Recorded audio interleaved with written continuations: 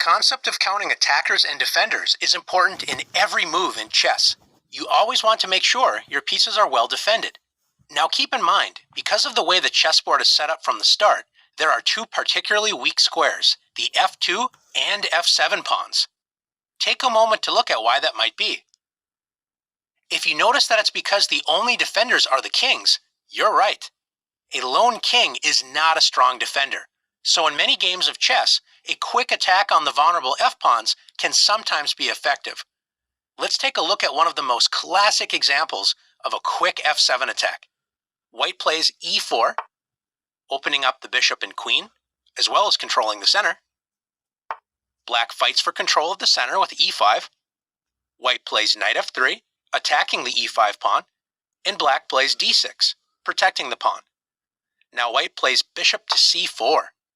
What do you notice about the placement of white's light-squared bishop? It's pointing directly at the weak f7 pawn. Black needs to be careful, but in this case doesn't do so and plays a6, with the slow idea of playing b5 and attacking the light-squared bishop. But this idea is too slow. Notice black has only moved pawns, and white continues to gain a lead in development by bringing another piece into the game with knight to c3. Black realizes the a6 plan was too slow and decides to change plans by playing bishop to g4, pinning the white knight to the queen. Now, is this an absolute pin or a relative pin? It's a relative pin, so white plays the crazy-looking knight takes e5. Black cannot believe such great luck and immediately captures white's queen. But what would happen if black would have captured white's knight with d takes e5 instead? In this case, white would capture the bishop on g4 and gain an extra pawn from the captures. Let's go back to the position where black captures white's queen. What do you notice about white's pieces and how they relate to the f7 square? White has two attackers on f7, the knight and the bishop, and black's only defender is the lone king.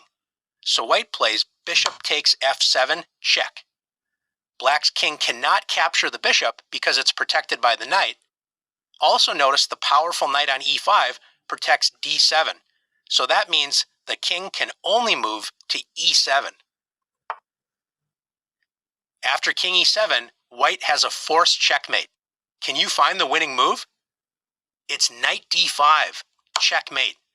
All three of white's developed pieces work together to checkmate the black king. Now let's see if you can find the best attacking moves against the f2 and f7 squares.